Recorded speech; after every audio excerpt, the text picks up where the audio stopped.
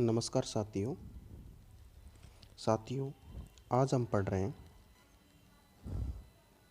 कक्षा 10 के अंतर्गत क्षितिज विषय में गद्य भाग का पहला पाठ, और पाठ का नाम है नेताजी का चश्मा। नेताजी का चश्मा शब्द सुनते ही हमारे मस्तिष्क में एक विचार आता है कि नेताजी, कौन से नेताजी? तो सभी प्रश्नों के आंसर्स और प्रश्नों के ऊहापोह की संतुष्टि के लिए हम सोचते हैं कि ऐसा कौन सा नाम है जो चश्मे से युक्त हो। तो हमारे प्रश्न का उत्तर आता है नेताजी सुभाष चंद्र बोस। तो छात्रों, आज हम नेताजी का चश्मा पाठ को पढ़ेंगे।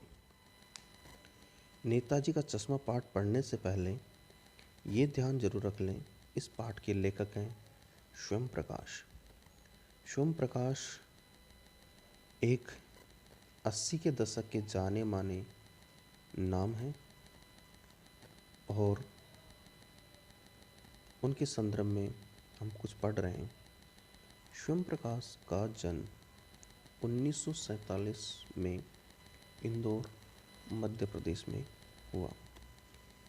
केमिकल इंजीनियरिंग की पढ़ाई करके एक औद्योगिक प्रतिष्ठान में नौकरी करने वाले स्वयं प्रकाश का बचपन और नौकरी का बड़ा हिस्सा राजस्थान में बीता। फिलहाल स्वैच्छिक सेवानिवृत्ति के बाद वे भोपाल में रहते हैं। वसुधा पत्रिका के संपादन से जुड़े हैं। 8वें दशक की उभरे यानी 1980 के आसपास उभरते हुए समकालीन लेखकों में स्वयं प्रकाश का नाम महत्वपूर्ण है। उनके 13 कहानियों का संग्रह प्रकाशित हो चुके हैं, जिनमें सूरज कब निकलेगा, आएंगे अच्छे दिन भी, आदमी जात का आदमी और संदान उल्लेखनीय है। उनके बीच में विनय और ईंधन उपन्यास चर्चित रहे। बीच में विनय और ईंधन, ये 2 उपन्यास हैं इनके चर्चित रहे। इन्हें पहल सम्मान, वनमाली पुरस्कार, राजस्थान साहित्य पुरस्कार आदि पुरस्कारों से पुरस्कृत किया जा चुका है। मध्यम वर्गीय जीवन के कुशल चेहरे स्वयं प्रकाश की कहानियों में वर्ग शोषण के विरुद्ध चेतना है। यानी आज जो वर्गों में शोषण हो रहा है, आज लोग एक दूसरे को नीचा दिखाने, उनका शोषण करने में जुटे हुए हैं, उनके प्रति एक चेतना है, जागृति है, वो एक जगा रहे हैं लोगों को। तो हमारे सामाजिक जीवन में जाति, संप्रदाय, लिंग के आधार पर हो रहे भेदभाव के खिलाफ प्रतिकार का स्वर है, विरोध का स्वर है। रोचक किस्सा गोई शैली में लिखी गई उनकी कहानियाँ हिंदी की वाचिक परंपरा को समृद्ध करती हैं। किस्सा गोई आपस में जो गांव में एक प्रचलन होता है, कहानी किस्से सुना करके बच्चों के मनोरंजन करते हैं अभिभावक, उसी किस्सा गोई शैली में लिखी गई उनकी कहानियाँ जो वाचिक परंपरा आज के समय में बोलने की परंपरा में को समृद्ध करती हैं, वो हमें देखने को मिलती है।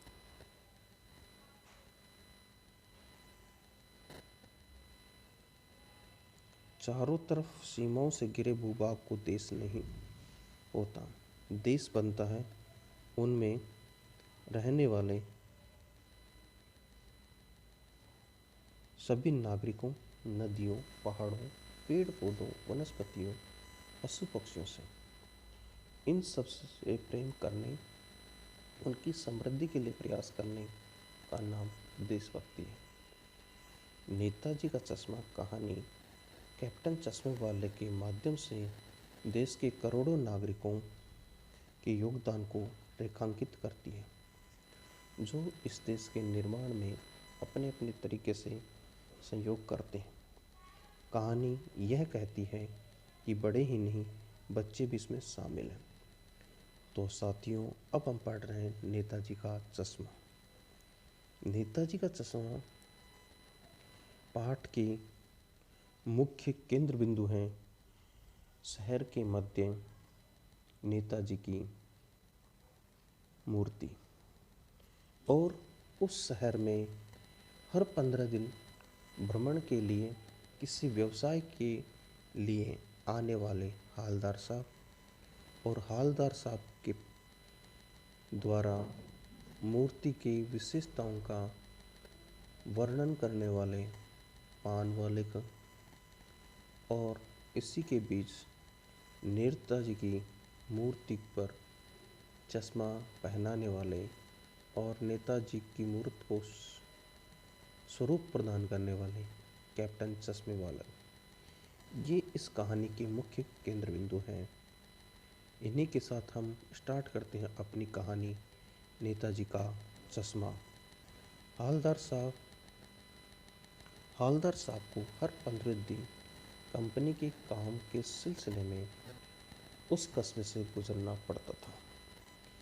जो हालदार साहब हैं वे किसी काम से, अपने व्यवसाय से, अपने बिजनेस के संदर्भ में वे किसी कस्बे में हर 15 दिन आते हैं।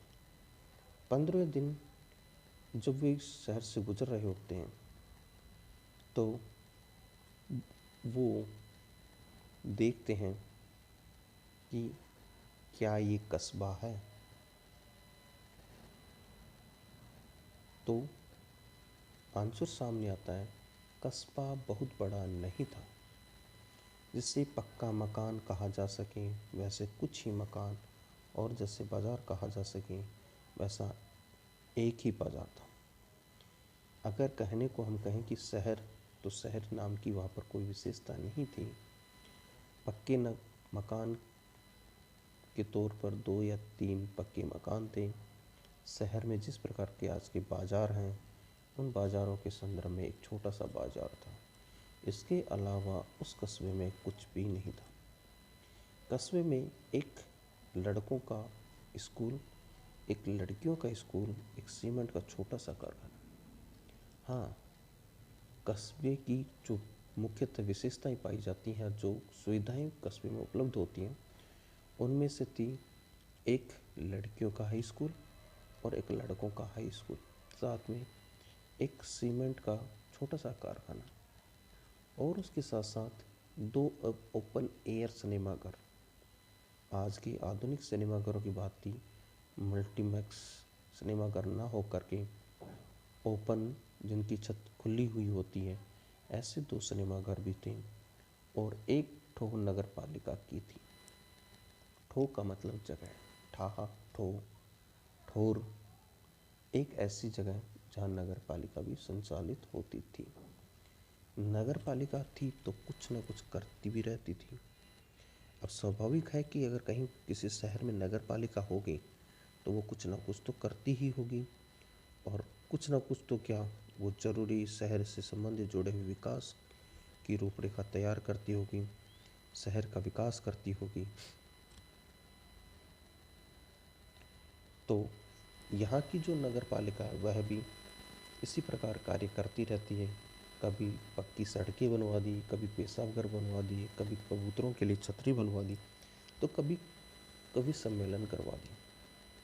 इसी बीच नगर पालिका में कोई उत्साही अध्यक्ष या कोई उत्साही प्रशासनिक अधिकारी शहर में आया होगा। उसने शहर को भांपने के बाद, देखने के बाद उसको लगा होगा कि शहर के मुख्य चौराहे पर क्यों ना एक कोई अच्छी सी मूर्ति लगवा दी जाए, जिससे शहर का सौंदर्यीकरण हो सके। आज के संदर्भ में शहर में चारों तरफ लाइट लगवाना, बीच चौराहे पर सर्किल बनवाना, सर्किल पे मूर्ति लगवाना, फव्वारे लगवाना, इसको शहर का सौंदर्यीकरण कहते हैं। तो आज के सौंदर्यीकरण की भांति उस समय के जो नगर पालिका हैं या नगर पालिका बोर्ड के अध्यक्ष या कोई प्रशासनिक अधिकारी के दिमाग में भी प्रश्न आया होगा कि क्यों ना शहर का सौंदर्यीकरण करवाया जाए। इस संदर्भ में उन्होंने एक विचार किया कि शहर के मध्य जो चौराहा है उस चौराहे पर नेताजी सुभाष चंद्र बोस की मूर्ति क्यों ना लगवा दी जाए। यही विचार, इसी विचार की प्रारंभिक दशा ने पाठ का नाम रख दिया नेताजी का चश्मा।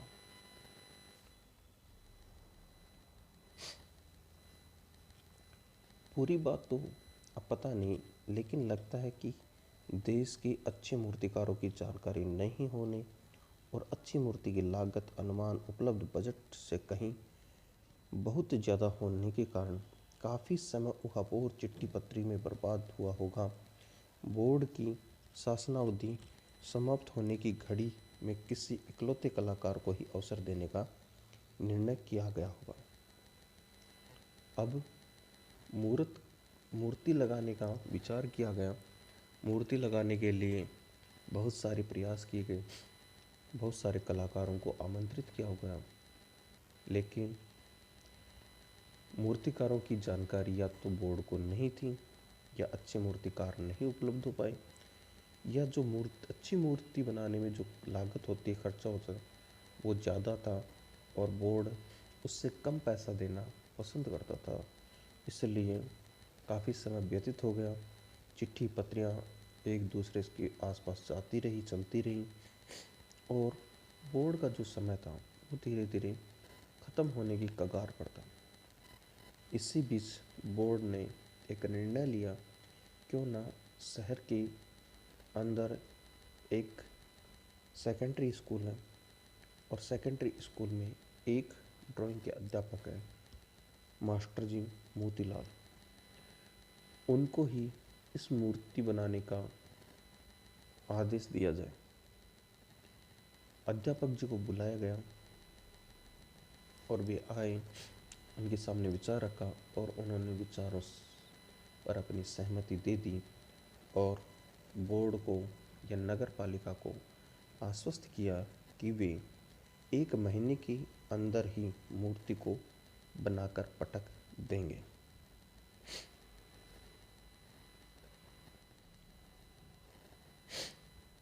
जैसा कि कहा जा चुका है, मूर्ति संगमरमर की थी।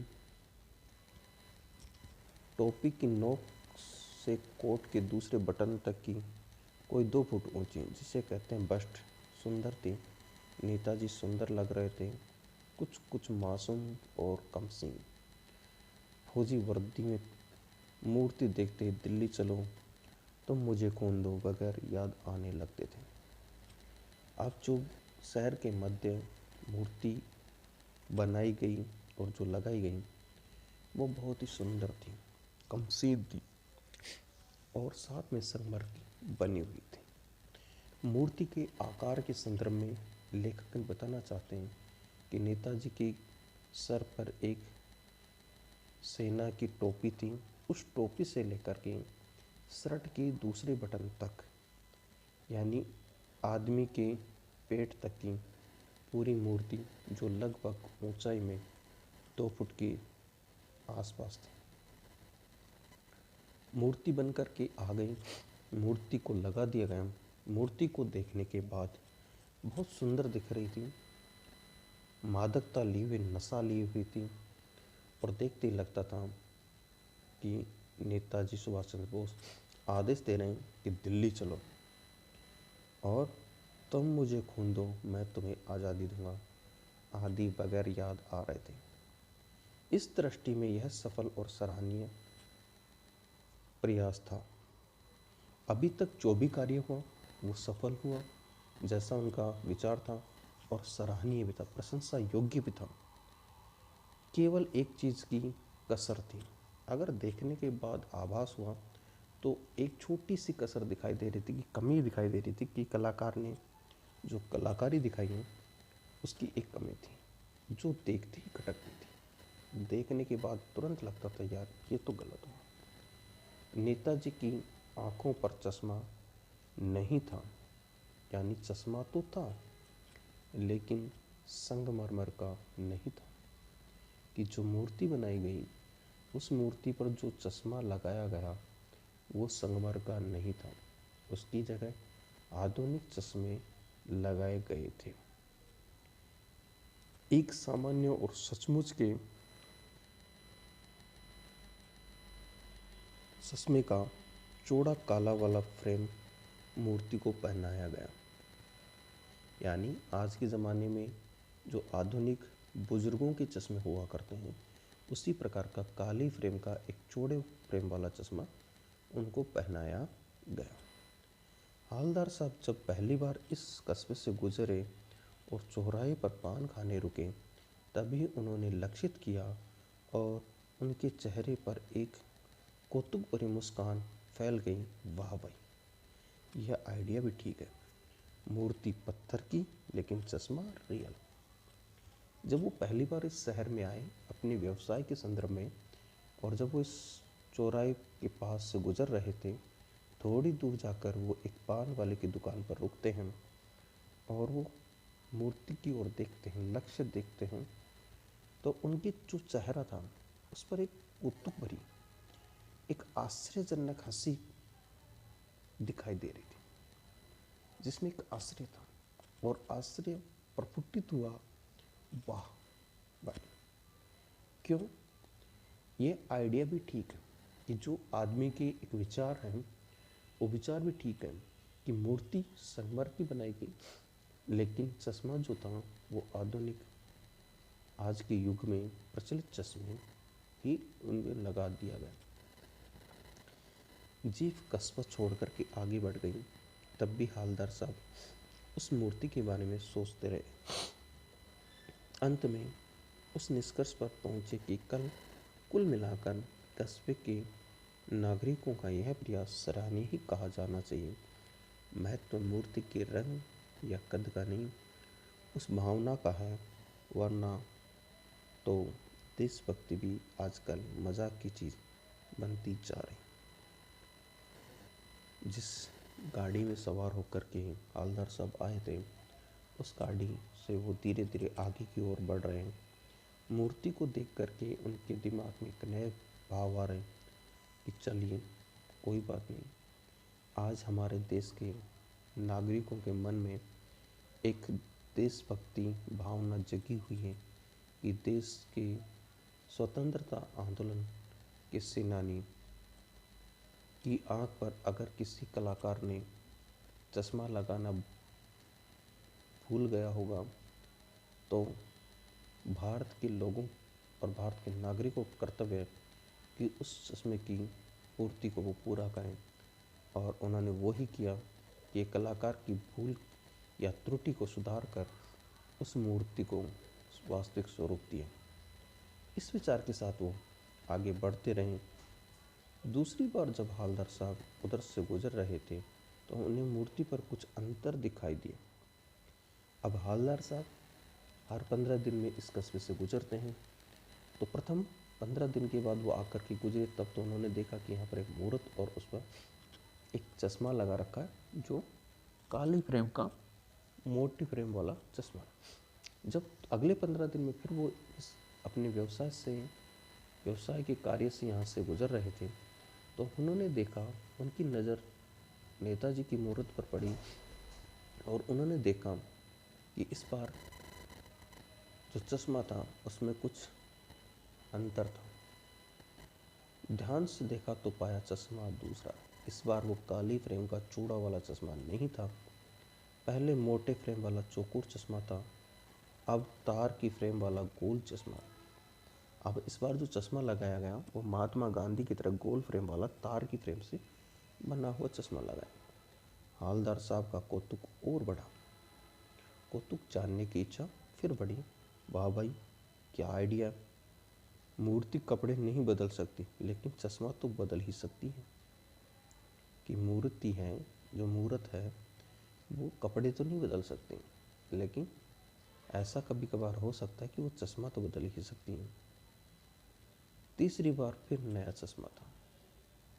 अब वो तीसरी बार 1 माह के बाद फिर अगले 15 दिन के लिए वो इस शहर से गुजर रहे हैं, तो फिर उन्होंने देखा कि इस बार जो तार वाला चश्मा था वो भी नहीं था, और अब तीसरे प्रकार का अलग से चश्मा उनकी आंखों पर लगाया गया।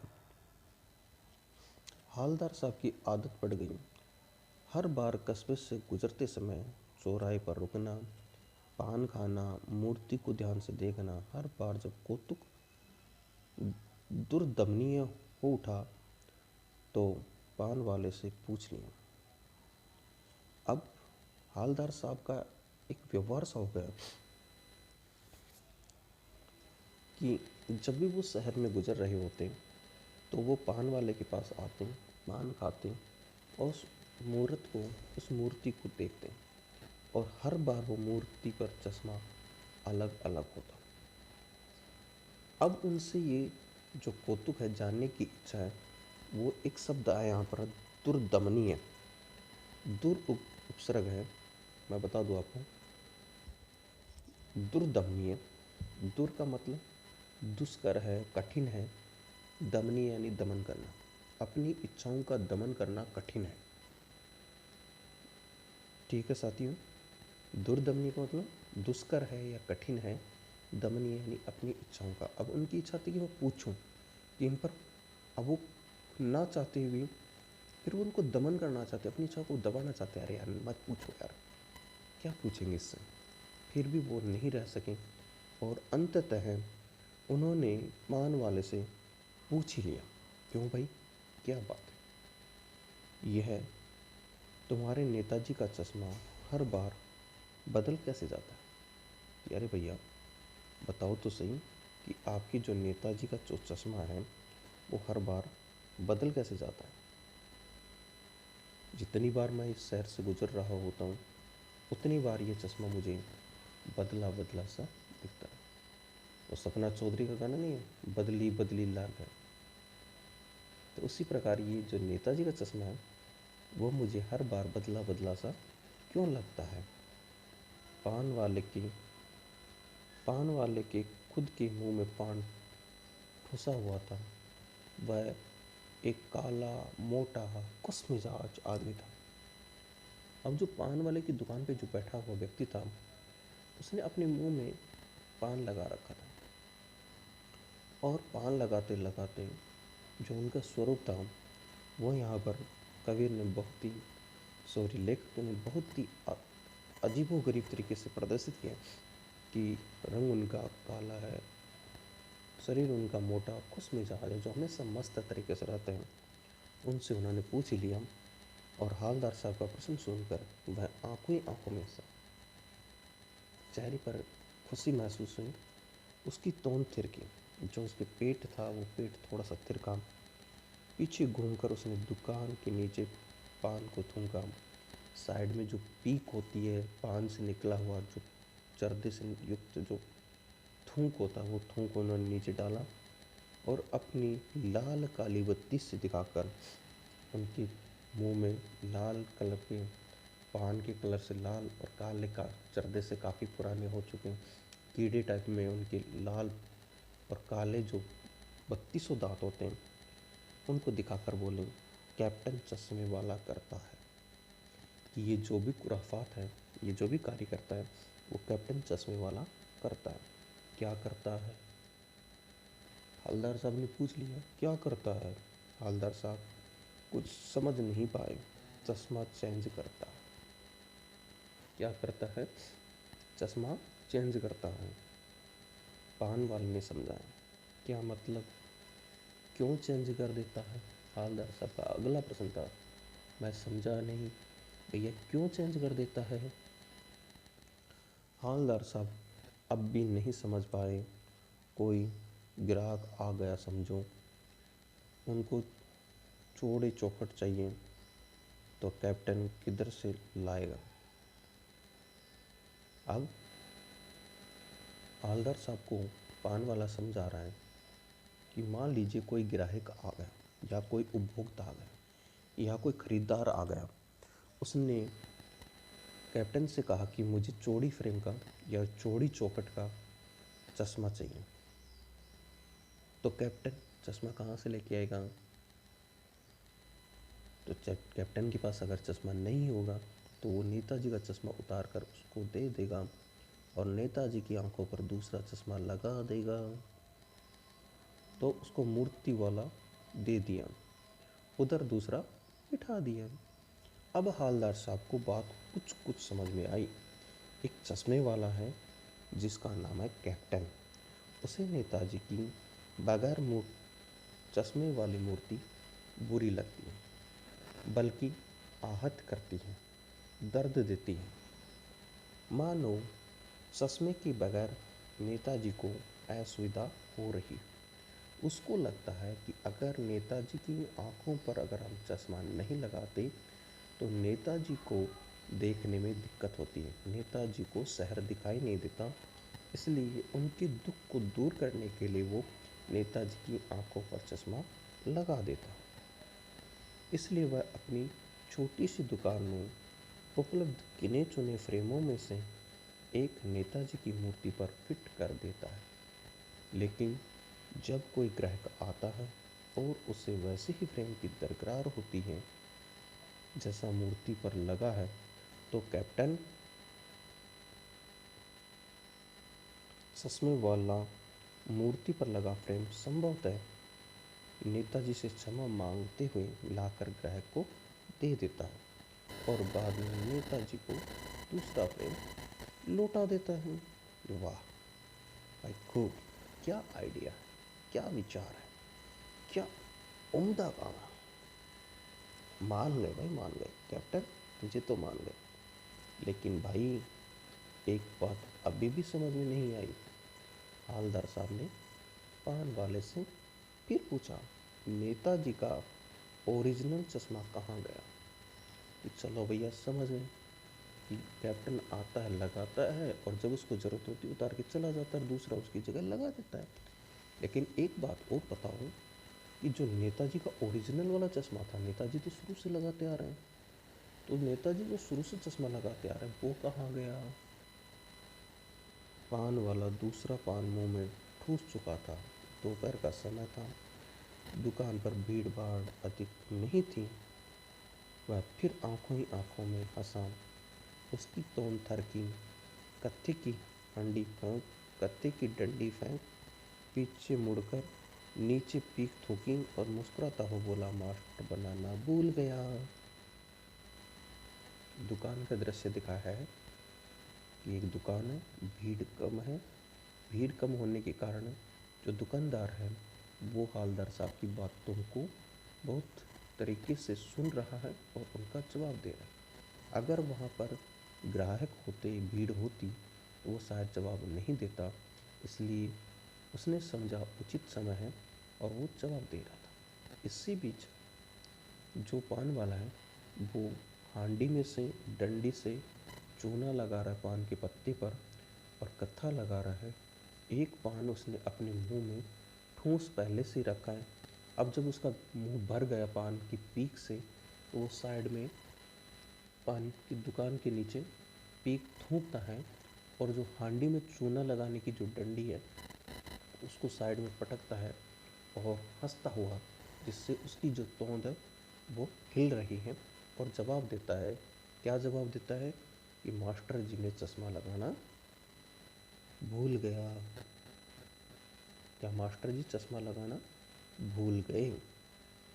पान वाले के लिए यह मज़ेदार बात थी, लेकिन हवलदार साहब के लिए चकित और द्रवित करने वाली। पान वाला तो ये बातें मजाक मजाक में कह रहा था, लेकिन हवलदार साहब को ये बात थोड़ी अटपटी और स्वाभिमान से जुड़ी हुई लगी और उनको थोड़ा बुरा लगा।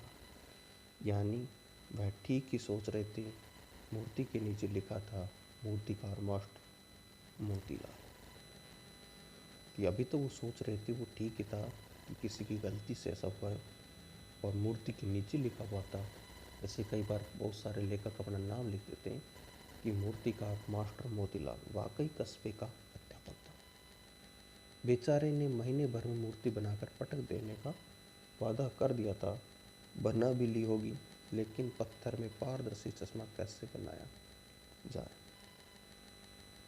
अब लेखक के दिमाग में ख्याल आता है कि चलो मान लेते हैं कि मूर्ति बनाई। अब मूर्ति बनाते समय मूर्तिकार के दिमाग में प्रश्न आया हुआ कि चश्मा कैसे बनाया जाए। चलो चश्मा हम बना भी लेंगे, लेकिन जो फ्रेम के अंदर जो कांच है वो कैसे लगाएंगे कि बाहर की चीज़ दिखाई दे?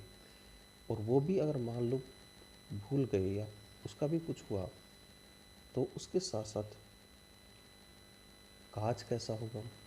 और कांच बनाने की कोशिश भी की होगी, लेकिन वह असफल रहा होगा, या तो बनाते बनाते टूट गया होगा, या कुछ बारीकी के चक्कर में चश्मा ही टूट गया होगा, या पत्थर का चश्मा अलग से बनाकर फिट किया होगा, वह निकल गया होगा। यानी फ्रेम बनाई होगी, फ्रेम में कांच लगाते समय टूट गया होगा, या मान लो कांच भी लगा भी दिया, उसने अलग से एक फ्रेम बनाकर कांच लगाकर उन पर लगाया हो। शहर में बच्चे बहुत सारे खेलते खेलते समय टूट गया हो, हवा में गिर करके टूट गया हो, कैसे भी वो फ्रेम टूट गई होगी, इसलिए ऐसा हुआ है। हवलदार साहब को अब सब कुछ बड़ा विचित्र और कौतुक भरा लग रहा था।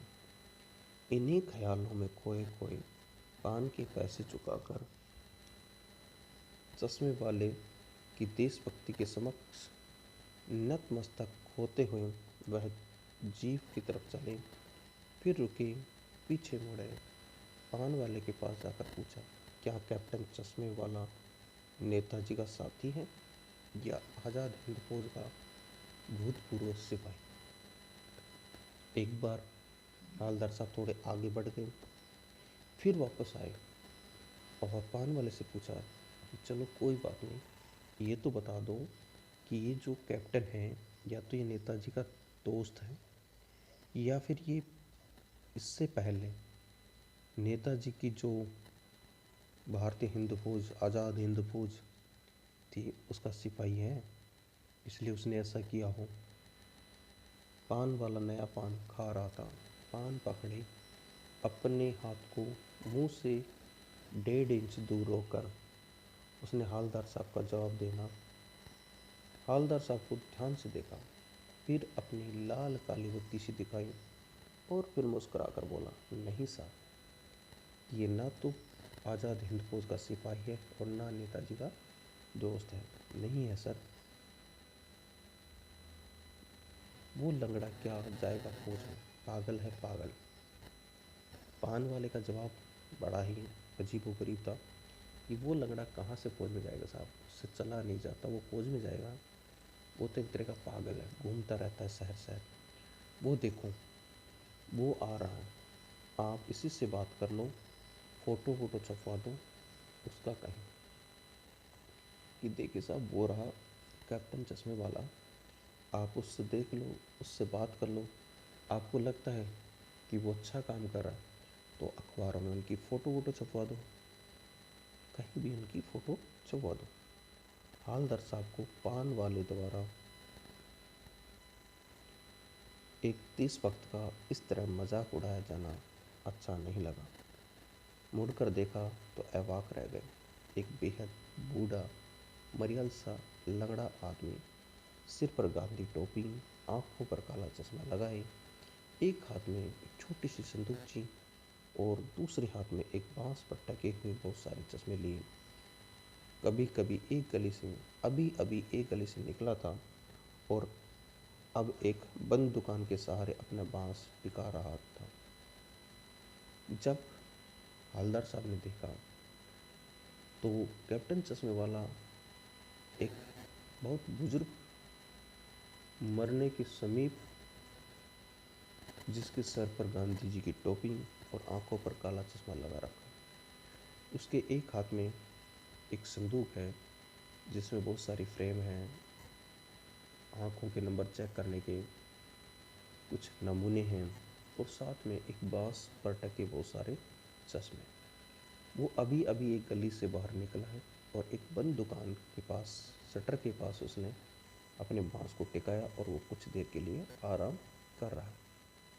तो उस बेचारे की दुकान भी नहीं, फेरी लगाता है। हवलदार साहब चक्कर में पड़ गए, पूछना चाहते थे इसे कैप्टन क्यों कहते हैं। हवलदार साहब ने देखा, देखने के बाद हवलदार साहब के मन में भाव आया, बेचारा फेरी लगाता है, इस बेचारे के पास तो अपनी खुद की दुकान भी नहीं, ये कहाँ से किसी को क्या कर देगा। अब हवलदार साहब कुछ पूछना चाहते थे, इसे कैप्टन क्यों कहते हैं, क्या यही इसका वास्तविक नाम है, लेकिन पान वाले ने बता दिया कि अब वह इस बारे में और बात करने को तैयार है। हवलदार साहब पूछना चाहते थे कि इसको कैप्टन क्यों कहते हैं, लेकिन पहले ही पान वाले ने जवाब दे दिया, साहब इससे आगे मत पूछना, क्योंकि मैं इसके बारे में और ज़्यादा नहीं बात करना चाहता। और इतना सुनते ही ड्राइवर भी बेचैन हो रहा था, काम भी था। हवलदार साहब जीप में बैठ कर के चले गए। 2 साल तक हवलदार साहब अपने काम के सिलसिले में इस कस्बे से गुजरते रहे। नेताजी की मूर्ति पर बदलते हुए चश्मे को देखते रहे। करीब हवलदार साहब का ये सिलसिला 2 साल तक चलता रहा। यानी ये मानिए कि अब 24 महीने में 48 बार वो इस शहर से गुजरते रहे और देखते रहे कि हर बार नेताजी की आँखों से एक चश्मा हटता है और कभी दूसरा चश्मा लग जाता है। ये सिलसिला 2 वर्षों तक चलता रहा। 2 वर्षों के बाद एक अजीब घटना घटी इस शहर में, जिसने सबके हृदय को द्रवित कर दिया। अब इन 2 वर्षों में नेताजी की आंखों पर लगने वाले चश्मे का स्वरूप बदलता रहा। कभी गोल चश्मा तो कभी चकोर, कभी लाल तो कभी काला, कभी धूप का चश्मा तो कभी बड़े कांच वाला गोगो चश्मा, पर कोई ना कोई चश्मा होता जरूर। उस धूल भरी यात्रा में हवलदार साहब को कौतुक और प्रफुल्लता के कुछ क्षण देने के लिए फिर एक बार ऐसा हुआ, मूर्ति के चेहरे पर कोई भी कैसा भी चश्मा नहीं था। अब इन 2 सालों के अंतिम समय में हवलदार साहब जब इस शहर से गुजर रहे थे तो उन्होंने देखा कि इस बार नेताजी की आंखों पर कोई चश्मा नहीं है, और कैसा भी नहीं। छोटी फ्रेम, बड़ी फ्रेम, बच्चों का, बूढ़ों का, गोल चश्मा, कैसी भी फ्रेम नहीं थी। उस दिन पान की दुकान भी बंद थी। चौराहे की अधिकांश दुकानें भी बंद थीं। इस बार पूरा शहर जो दुकानों से युक्त था, यानी जो बाजार था, वो पूर्ण रूप से बंद था। फिर अगले 15 दिन के बाद हवलदार साहब आते हैं और देखते हैं कि इस बार भी मूर्ति की आंखों पर चश्मा नहीं था। हवलदार साहब ने पान खाया और धीरे धीरे पान वाले से पूछा, क्यों भाई, क्या बात है, आज तुम्हारे नेताजी की आंखों पर चश्मा नहीं? पान वाला उदास हो गया। उसने पीछे मुड़कर मुंह का पान नीचे थूका, सिर झुकाकर अपनी धोती के सिर से आंखें पूछता हुआ बोला, साहब, कैप्टन मर गया। और कुछ नहीं पूछ पाए हवलदार साहब। कुछ पल चुपचाप खड़े रहे, फिर पान के पैसे चुकाकर जेब में आ बैठे और रवाना हुए। बार बार सोचते, क्या होगा उस कौम का जो अपने देश की खातिर घर गृहस्थी, जवानी, जिंदगी सब कुछ कौम देने वाले पर भी हंसती है और अपने लिए बिकने के मौके ढूंढती। दुखी हो गए। 15 दिन बाद फिर उसी कस्बे से गुजरे। कस्बे में घुसने से पहले ही ख्याल आया कि कस्बे की हृदय स्थली में सुभाष की प्रतिमा अवश्य ही प्रतिष्ठित होगी, लेकिन सुभाष की आंखों पर चश्मा नहीं होगा, क्योंकि मास्टर साहब भवन बनाना भूल गए, कैप्टन मर गया। अब जब वो 15 दिन के इस दरमियान वापस शहर में आ रहे थे तो उनके दिमाग में एक नया विचार आ रहा था कि इस बार भी शहर तो वो ही होगा, लेकिन शहर की हृदय स्थली यानी मध्य क्षेत्र में सुभाष चंद्र बोस की एक मूर्ति होगी और मूर्ति पर चश्मा नहीं होगा। क्यों नहीं होगा? क्योंकि मास्टर जी बनाना भूल गए थे, और जो कैप्टन था, जो चश्मा पहनाता था, वो इस बार मर गया। सोचा, आज वहाँ रुकेंगे नहीं, पान भी नहीं खाएंगे, मूर्ति की तरफ देखेंगे भी नहीं, सीधे निकल जाएंगे। अब हवलदार साहब ने पहले ही निश्चय कर लिया कि शहर में जाएंगे, पान वाले के पास रुकेंगे नहीं, पान भी नहीं खाएंगे और मूर्ति की तरफ देखेंगे नहीं, सीधे आगे निकल जाएंगे। ड्राइवर से कह दिया कि चौराहे पर रुकना नहीं। इस बार पहले से निर्णय थे तो उन्होंने पहले कह दिया कि जैसे हम चलेंगे आगे चौराहा आएगा, जैसे हम पिछली बारों की तरह है इस बार चौराहे पर नहीं रुकेंगे और न हम पान वाले से पान खाएंगे, सीधा आगे निकल जाएंगे। आज बहुत काम है, पान आगे ही खा लेंगे। लेकिन आदत से मजबूर आंखें चौराहे आते ही मूर्ति की तरफ उठ गई। कुछ ऐसा देखा कि चीखे, रोको। जीप स्पीड में थी। ड्राइवर ने जोर से ब्रेक मारे। रास्ता चलते लोग देखने लगे। जीप रुकते न रुकते हालदार साहब जीप से कूद करके तेज तेज कदमों से मूर्ति की तरफ लपके। उसके ठीक सामने जाकर अटेंशन सावधान की पोजीशन में जाकर खड़े हो गए। अब उनको एक नया नज़ारा दिखाई दे रहा था। क्या था कि मूर्ति की आंखों पर सरकंडे से बना छोटा सा चश्मा रखा हुआ था कि अब फिर उसी मूर्त पर एक फिर से चश्मा लगा दिया, जो सरकंडे से आधुनिक युग में जो घास फूस होते हैं उस घास फूस का ही एक रूप है सरकंडा। उस सरकंडे से बना हुआ एक चश्मा नेताजी की आंखों पर लगा दिया गया। और जैसा कि आज के ज़माने में बच्चे अपने खेलने के लिए सरकंडे के चश्मे बनाते हैं, वैसा ही था। हालदार साहब भावुक हैं। इतनी सी बात पर उनकी आंखें भर आई।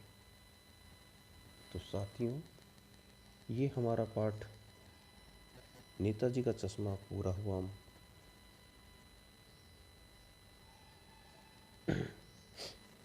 प्रश्न हमारे स्टार्ट होते हैं। हमारे पाठ में करीब 5 प्रश्न हैं। हम पांचों प्रश्नों को हल करने की कोशिश करेंगे। नेताजी न होते हुए चश्मे वाले को लोग कैप्टन क्यों कहते थे? क्यों? क्योंकि उसके हृदय में देशभक्ति की भावना थी। वो देश के स्वतंत्रता सेनानियों, देश की आज़ादी से जुड़े सभी वस्तुओं से प्रेम करते थे और उनके प्रति वो आदर भाव रखते थे, इसलिए उनको कैप्टन कहा जाता था। प्रश्न नंबर 2, हालदार साहब ने ड्राइवर को पहले ही चौराहे पर गाड़ी रोकने के लिए मना कर किया था, लेकिन बाद में तुरंत रोकने को कहा। कै हालदार साहब पहले मायूस क्यों हो गए थे? क्योंकि उनको लग रहा था कि मूर्तिकार मास्टर चश्मा बनाना भूल गया और कैप्टन मर गया, इसलिए इस बार भी नेताजी की मूर्त बिना चश्मे की होगी। प्रश्न नंबर 6, मूर्ति पर सरकंडे का चश्मा क्या उम्मीद जगाता है? उम्मीद जगाता है कि प्रत्येक व्यक्ति के हृदय में देशभक्ति की भावना होती है, चाहे वो बुजुर्ग हो चाहे नौजवान हो। ख के बाद अब ग आता है। हालदार साहब इतनी सी बात पर भावुक क्यों हो गए? क्योंकि उनके दिमाग में ये था कि अब नेताजी की आंखों पर चश्मा वो नहीं देख पाएंगे, लेकिन जब वो आकर के देखे तो उनको लगा कि हाँ, है कोई जो राष्ट्रीय भावनाओं को जानता है, जो देश की स्वतंत्रता के सेनानी हैं, उनका आदर करना जानता है। अब आता है प्रश्न नंबर 3, आशय स्पष्ट कीजिए। बार बार सोचते क्या होगा इस कौम का जो अपने देश के खातिर गर्भगृहस्थी, जवानी, जिंदगी सब कुछ छोड़ देने वालों पर भी हंसती है और अपने बिकने के मौके ढूंढती है। कहने का तात्पर्य है कि हमारे देश को सब कुछ देकर के जो लोग अपने प्राणों को न्यौछावर कर देते हैं, तब भी भारत या देश के लोग उन पर हंसते हैं। ये उनको पता नहीं कि जो लोग देश के लिए मर मिटे हैं वो हमारे लिए मर मिटे हैं। अगर वो नहीं होते तो आज हम भी इस घड़ी में नहीं होते, इस स्वतंत्रता की मुहूर्त में नहीं होते, हम भी फिर से उन्हीं अंग्रेज़ों के गुलाम होते और धीरे धीरे हमने सब कुछ बेच दिया होता। पान वाले का एक रेखा चित्र प्रस्तुत कीजिए। पान वाले का रेखा चित्र हमने पाठ के मध्य पढ़ा कि एक पान की दुकान है जिस पर एक मोटा काला खुशमिजाज व्यक्ति बैठा हुआ है जो मुंह में पान खा रहा है और जिसका बत्ती सी लाल पीली हो रही है, लाल और काली हो रही है, जो बहुत मोटा है, जिसके हर बात में हंसने पर उसकी तोंद हिलती है। तो इस प्रकार से आप उसका रेखांकित चित्रण कर सकते हैं। वो लंगड़ा क्या जाएगा फौज में, पागल है पागल। कैप्टन के प्रति पान वाले की इस टिप्पणी पर अपनी प्रतिक्रिया लिखिए। जो लोग देश के स्वतंत्रता सेनानी और जो लोग देश के प्रति अपनी प्रेम की भावना रखते हैं, उनकी जब लोग हंसी उड़ाते हैं तो लगता है कि शायद वो अपने पैरों पर कुल्हाड़ी मार रहे हैं। अगर इन लोगों ने अपना सर्वस्व नहीं दिया होता तो आज हम कहाँ से कहाँ होते। शायद ये लोग, जो लोग इन स्वतंत्रता सेनानी और जो उनके सपनों को पंख देते हैं, उन लोगों पर हंसते हैं, तो हमेशा ऐसा ही लगता है कि ये अपने बिकने के मौके ढूंढ दें। जिस दिन मौका मिला ये लोग बिक जाएंगे। इनको बिकने से जो लोग बचाने वाले थे वो तो चले गए, लेकिन अब इनको बिकने से कोई नहीं रोक सकता। तो इस प्रकार हमारे इस पाठ के प्रश्न उत्तर पूरे होते हैं। धन्यवाद साथियों। आपसे आशा है कि आप अपने YouTube चैनल राकेश सर की हिंदी पाठशाला को ज़्यादा से ज़्यादा सब्सक्राइब, लाइव और शेयर करेंगे। धन्यवाद। जय हिंद।